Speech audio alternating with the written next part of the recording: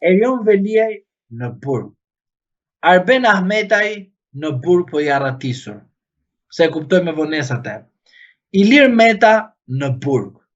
Të gjithë këta janë socialista. Specialista. Që do të thot Sali Berisha nuk ka prodhuar burgaxhika i shumë sa ka prodhuar Partia Socialiste në 12 vite pushtet. Dhe bashkëqeverisi me partinë Lëvizja Speciale për Interes që në 2009 e thoshte Edi Rama dhe bëri koalicion në 2013. Pra do të thot që Berisha sakrifikon për atë që quhet dinjitet. Dinjiteti është gjë më shtrenjtë se sa të shpall non grata një ambasador që habar. Që do të thot, për Berishën kontrata është dinjitet. Se nuk mund të shti të shpallësh non grata një person, shiko fakt tjetër, që Lul Basha nuk mori pjesë në zgjedhjet lokale minusi më i madh i demokracisë.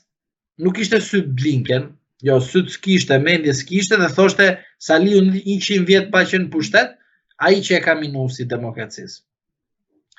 Lulzim Basha dik mandatet e deputetit. Tani a merrte ai urdhër nga Sali Berisha, nuk e di. Por në rast se vërtetoj që ai nuk ishte kryetar, po urdhëron të Saliu Lulin, do thot ai na shiste pradhane, sepse edhe sot që kandidohet për deputet, mund ta marrë për hundësh Yuri Kim edhe na drejtoj në parlament Lulin si deputetin e saj. Pra është rrezikshme në rast se provohet edhe kjo. Që do të thot Sali Berisha u sulmua nga të gjitha krahët, duke u akuzuar në një moment që nuk drejtonte më Partinë Demokratike, e zhvarrosën nga varri politik, e sollën në sken, kush e solli? Yuri Kim, Lulzim Basha, Edi Rama, me budalliqë që kanë bërë.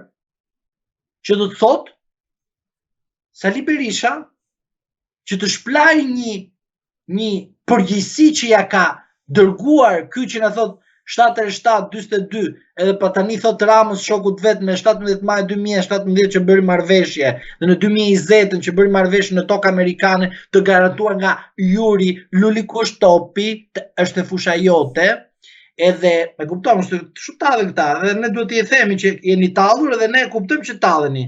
Prandaj themi Yuri, Luli, të shiti, ja ngule, ta nguli, po është punë tjetër, është çështje personale, zgjidheni vet. Prandaj them, rasti që të shpallet Berisha non grata, sepse që ka minuesi demokracisë, dhe ky tjetri që nuk ka marrë pjesë në zgjedhje, ky tjetri ka djegur mandate që ku t'ja thuash në i tjetë në njeriu që dojgjë mandate për të rrëzuar Edi Ramën, më shpall ti mua këte minus të demokracisë. Prandaj unë po them, e vërteta është kjo. Berisha lufton për dinjitet dhe unë luftoj për dinjitet. Të gjithë duhet të luftojnë për dinjitet, por dinjitetin nuk mund të na captoj partia në pushtet.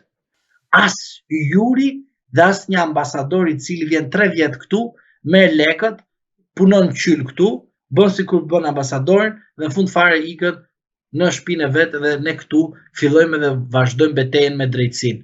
Po me drejtësinë që na bërën reformën më skandaloze. Kush e ka fajin? Populli shqiptar ka fajin? Apo ambasadorja Yuri Kim që thoshte fjali, mos them në i fjale dhe ulim nivelin e bisedimit. Prandaj them, e vetmja gjë që mua më bën që të jem i kënaqur në këtë situatë është që zoti Berisha bëri një marrëveshje shumë të drejtë. Ashtu kanë bërë gjithë politikanët shqiptar, ashtu bën edhe Edi Rama, pavarësisht se lavazhierët e tij dalin duke na thënë për çmimin. Çmimi është i lishëm. Në rast se Dumani do të bëhet antar i Partisë Socialiste, mund ta ndjekë edhe për këtë Sali Berishën.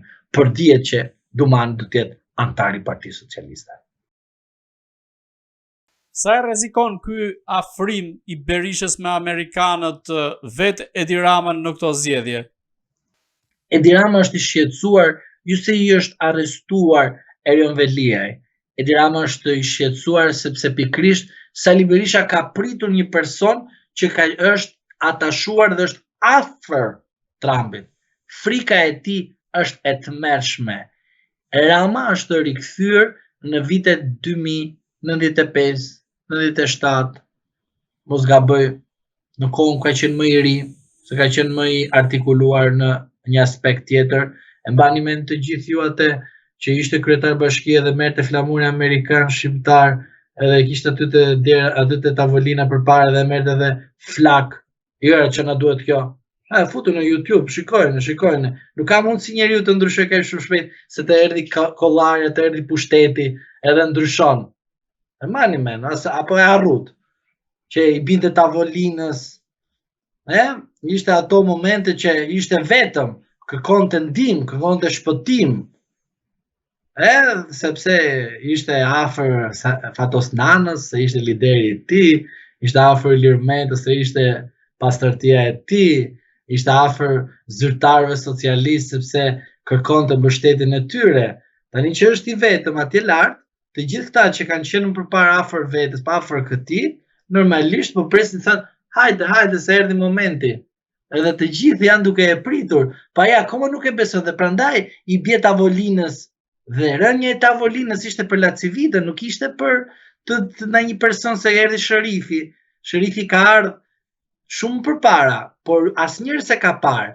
Dhe unë ju a them, në përgjimet që janë bërë nga Spaku me arrestimin e Erion Velis, Erion Velia e ka urdhëruar gruan e tij që janë ftuar nga konsullata dhe i thot, Aleksi, ku je Aleksi, s'ke ardhur? I thot, mos shko atje se do vi Aleksi. A erdhi Aleksi, se lind pyetja, a erdhi Aleksi? Nuk erdhi. Edhe i thot, kujdes se ka shkuar administrata e re.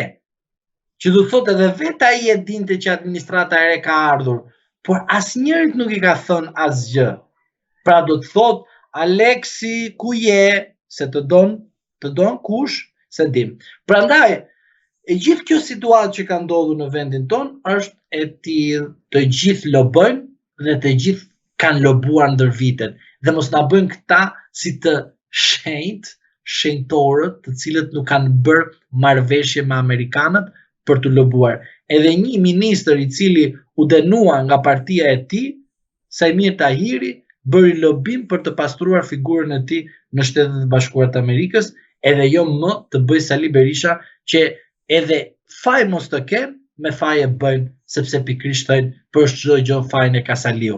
Të mbarojmë këtë histori anormale, jo serioze, për njerëz që akoma mendojnë se Enveri është gjallë dhe normalisht duan të bëjnë ndryshimin edhe thënë nuk dua me këtë, është i tmerrshëm Edi Rama, edhe në fund fare shkojnë te kutia e votimit socialistët dhe votojnë Edi Ramën, pra votojnë shkatrimin e Shqipërisë. Është e tmerrshme. Si mendoni, ka një shqetësim konkret të Edi Ramës se mos humbet zgjedhjet dhe a është reflektuar kjo te gjua që ka përdorur së fundmi, qoftë duke fyer dhe ofenduar burrat shqiptar apo qoftë duke përdorur një fjalor denigrues? Dua tani të bëjmë një bashkëbisedim bashkë sepse kërkoj kujtesën, sepse normalisht njerëz jemi, hallë kemi dhe kërkoj kujtesën nga ana jote. Kur fyu burrat shqiptar, në cilin qytet ishte? Në Dibër. Atëherë do të thotë që qytetar shqiptar është edhe Dumani, edhe unë, edhe ti.